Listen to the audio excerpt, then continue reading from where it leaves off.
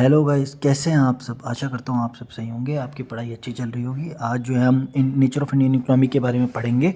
और पढ़ने से पहले मैं बोलना चाहता हूँ, अगर आपने चैनल सब्सक्राइब नहीं किया तो आप जो है चैनल सब्सक्राइब कर दें, जिससे कि आप और वीडियोज़ देख पाएँ। ठीक है, तो आइए देखते हैं। पहला क्वेश्चन देखेंगे, अराउंड 10 क्वेश्चंस पढ़ेंगे। तो हमें पहले क्वेश्चन में ये बताना है कि मिक्स्ड इकोनॉमी का मतलब क्या है। रूरल और अर्बन सेक्टर की इकोनॉमी को मिक्स्ड इकोनॉमी कहते हैं। प्राइवेट और पब्लिक सेक्टर की एग्जिस्टेंस को मिक्स्ड इकोनॉमी कहते हैं। एग्जिस्टेंस ऑफ बोथ हैवी और स्मॉल इंडस्ट्री को, या डेवलप्ड और अंडर डेवलप्ड सेक्टर किसको कहते हैं। तो इसका सही आंसर हो जाएगा पब्लिक और प्राइवेट सेक्टर बी। ठीक है, तो जहाँ पे पब्लिक सेक्टर भी है प्राइवेट सेक्टर भी है, वही आपकी क्या हो जाएगी, मिक्स्ड इकोनॉमी हो जाएगी। ठीक है, सेकंड क्वेश्चन देखते हैं। In an economy the sectors are classified into public and private sector on the basis of what. Public sector private sector आप किसके हिसाब से कहेंगे, एम्प्लॉयमेंट की क्या कंडीशन है वहाँ पर, कैसी इकोनॉमिक एक्टिविटी कैसी हो रही हैं, कैसा इंटरप्राइज मतलब ओनरशिप ऑफ एंटरप्राइजेज या यूज़ ऑफ रॉ मटेरियल। तो ओनरशिप ऑफ एंटरप्राइजेज इसका सही आंसर है। ओनर मतलब किसके पास है, एंटरप्राइज का मतलब ओनर कौन है, मालिक कौन है। पब्लिक में मालिक सरकार और प्राइवेट में मालिक प्राइवेट कंपनी या फिर कोई इंसान।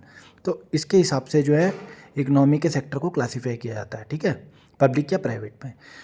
डुअल इकोनॉमी का मतलब क्या होता है, थर्ड क्वेश्चन में ये पूछा गया है। तो पहला बोल रहा है कि ट्रेडिशनल जो एग्रीकल्चर और मॉडर्न इंडस्ट्रियल सेक्टर है, या फिर सेकंड में बोल रहा है कि इंडस्ट्रियल और manufacturing sector, state ownership of the means of production in corporation of foreign organisation, यानी कि स्टेट का ओनर कौन है प्रोडक्शन में, कॉर्पोरेशन ऑफ फॉरेन ऑर्गेनाइजेशन का वो होगा।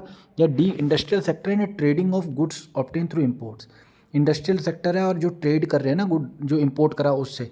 इसका आंसर सिंपल है यार, ज़्यादा उसमें जाने की जरूरत नहीं है। डुअल इकोनॉमी का मतलब होता है कि जो ट्रेडिशनल एग्रीकल्चर सेक्टर है ना और मॉडर्न इंडस्ट्रियल, दोनों सेक्टर का मिक्सचर को ही डुअल इकोनॉमी कहते हैं। एग्रीकल्चर और इंडस्ट्रियल, ट्रेडिशनल जो चल रहा है और मॉडर्न जो अभी मॉडर्न है, ठीक है, इंडस्ट्रियल का सेक्टर, इसी को डुअल इकोनॉमी कहेंगे। Which sector of Indian economy has shown remarkable expansion during the last decade. पिछले 10 सालों में किस इकोनॉमी का बहुत ज़्यादा जो है एक्सपेंशन हुआ, primary sector, secondary sector, treasury या माइनिंग सेक्टर। ये 2002 का क्वेश्चन है। उस टाइम के अनुसार ट्रेजरी सेक्टर था, यानी कि जो आपकी मशीनरी हो गई, जो आपका लेटेस्ट मतलब वो हो गया, जो मशीन मतलब इंडस्ट्रीज वगैरह हो गई, ट्रेजरी सेक्टर वो था। ठीक है, उसने एक्सपेंशन किया था।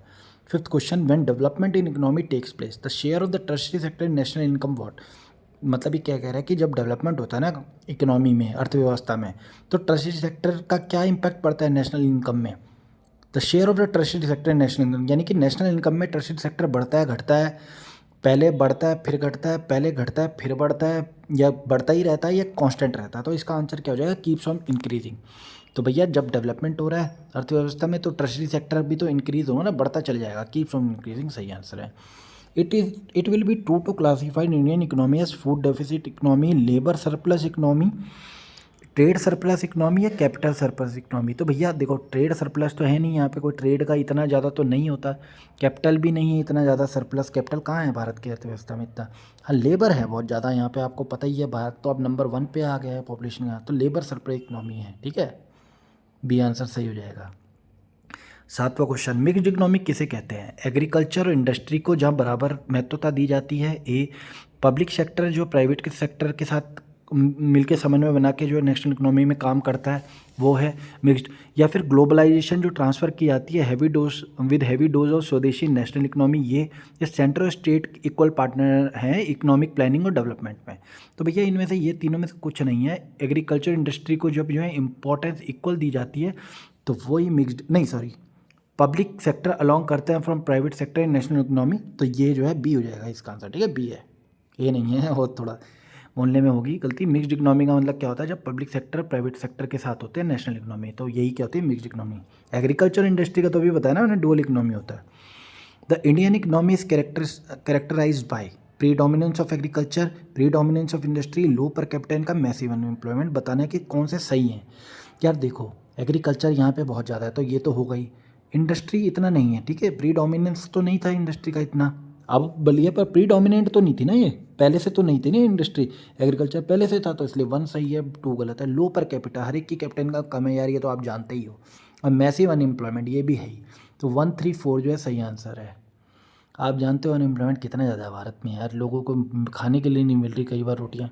अब मैं क्या बोलूँ इसमें, आप सब जानते हो, मेरे को बोलने की जरूरत नहीं है। ठीक है, हालांकि हमारा देश जो है उन्नति कर रहा है, अब धीरे धीरे हालत सुधर रही है, डेवलपिंग है ना, डेवलप्ड कंट्री नहीं है। In India planned economy is based on Gandhian system, socialist system, capitalist system, mixed economy system. Gandhi planned economy क्या होती है बताओ? प्लान्ड इकोनॉमी जो भारत की है ना वो सोशलिस्ट है, ठीक है, सोशलिस्ट सिस्टम आ जाएगा इसका। सोशलिस्ट है ना, ये कैपिटलिस्ट तो नहीं है, पूंजीवाद वाला तो नहीं है, मिक्स्ड इकोनॉमी। प्लान्ड इकोनॉमी किस पे होती है? ठीक है, सोशलिस्ट सिस्टम पे होती है, ठीक है। और 10th क्वेश्चन है कि economic liberalisation in India started with what? Substantial change in industrial licensing policy, convertibility of Indian rupees, doing away with procedural formalities for foreign direct investment, significant reduction in tax rate। तो भैया economic में liberalisation हुआ, मैंने उदारीकरण हुआ कैसे? जब industry की लाइसेंसिंग पॉलिसी में कुछ चेंज किया गया, तो ये ए आंसर इसका जो है सही हो जाएगा। इंडियन रुपीज़ को कन्वर्ट करके क्या उदारीकरण होगा?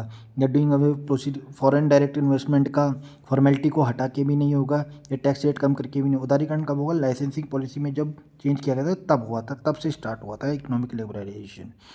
तो गाइस अगर आपको अभी लगता है, ये सब मैंने लूसेंट से कराए हैं आपके जो क्वेश्चंस हैं, ठीक है, और Indian nature of Indian economy general objective book से, और आपको अगर लगता है कि आपको कुछ सीखने को मिला तो मैं आशा करता हूँ आप लाइक करेंगे, सब्सक्राइब करेंगे चैनल को, जिससे कि मोटिवेशन बना रहे। और ये जो है मैं खुद अपनी तरफ से फ्रेंड्स वगैरह में नहीं सर्कुलेट कर रहा हूँ, मैं देख रहा हूँ कि यूट्यूब का क्या एल्गोरिदम है, इसलिए नहीं तो अब तक तो काफ़ी सब्सक्राइबर हो जाते। लेकिन ऐसी आशा है कि आप ज़रूर करके जाएंगे जाने से पहले। तब तक के लिए आप अपना पढ़ाई में मन लगाएं, ध्यान दें, और धन्यवाद। फिर मिलते हैं न्यू वीडियो में।